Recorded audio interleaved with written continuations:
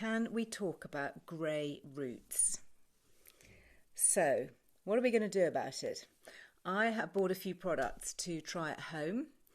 I've no idea how good they're going to be. I thought I would hop on here and record something and just see what happens. So I was in Superdrug, so I started off with the most inexpensive option. It's called Colour Fix, and it says it's dark blonde, temporary hair colour, instant root cover, sounds good, covers grey, excellent. And then I've got this one, so this was £2, and then this one is a L'Oreal one, light blonde, your dark roots back to blonde, excellent, magic retouch, lasts until shampooed out, and that cost me £6.99. And then I've also got something that I've used before, which is the Colour Wow from John Frieda. So let's go with this one. So this is like it's like car paint, isn't it, when you shake it? How long do you have to shake this for? Precise nozzle, quick dry formula, spray in and wash out. A quick and easy solution to maintaining your look. Okay, shake well. For best results, apply to dry hair, whole can upright, 20 to 30 centimetres from hair. Okay, here we go. So, wish me luck. So it's got a little weeny nozzle like that. Do you see? That's just... Oh, yeah, that seems to be... Oh, it's cold. Oh my goodness, that's orange. No. And what do you think? No, I don't think so at all. I mean, it's covering, but it's covering with a kind of orange colour. No, I think I'm going to stop there. Shall I do a bit more just so that you can see it clearly in the video? No, I'm not sure. Maybe this is better. L'Oreal light blonde, your dark roots back to blonde. Okay, so this hasn't got quite such a metal canister. Shake well before use. Blah blah blah. Whole can approximately 15 centimetres and spray. Don't overspray. It says a small amount is enough. Shall we see what happens? Okay, so this has also got one of those little fine nozzles. So what shall I do? Shall I do this bit up here?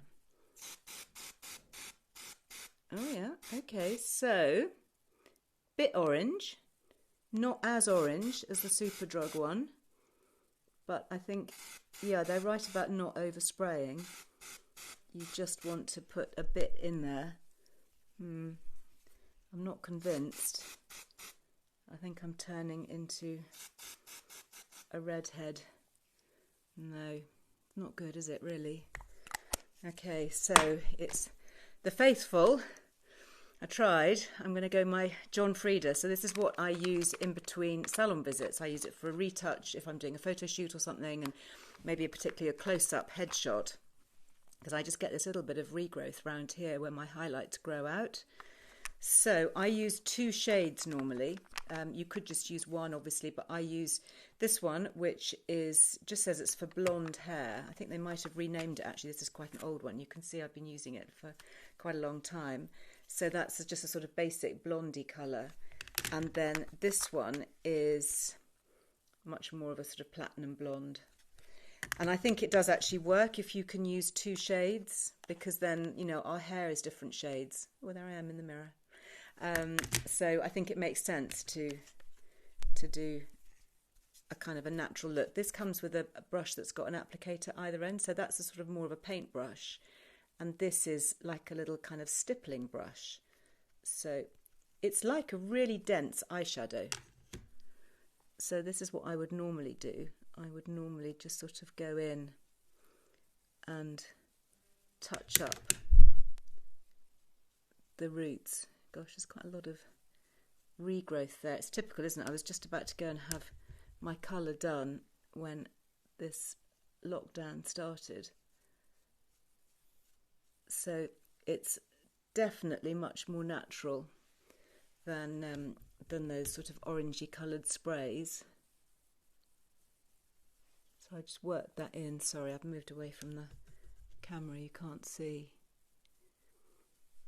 So you can just, you know, do it really wherever you need to or want to give your hair a lift. Obviously we don't need to do any of this, but wherever we want to. and then I use this little stippling brush. This one actually picks up more colour, so you can use that right in the roots here. And you know, when I've been away, I was away travelling once and I didn't have this with me, and I was doing a press interview and I thought, oh my goodness, I'm going to have to just give my roots a little tidy up, and I didn't have this, so I just used some creamy coloured eyeshadow. And, you know, it wasn't perfect, but it just, you know, for those moments when you just want a little bit of disguise, maybe you're sat in front of your Zoom conference call or your drinks or your online dating or whatever, and you just need to make yourself feel a bit fresher. And then what I'm going to do is go over with a blonde. So again, I'm going to use that little stippling brush just to add just a little bit of a highlight, really. So I'm just sort of using, I might have to go over that orangey colour, just get rid of the orange. And you can work it all the way along. So for example, if I do this, and I have a dark patch, you see at the back here, if I wanted to lighten that, you could just take your Colour Wow, and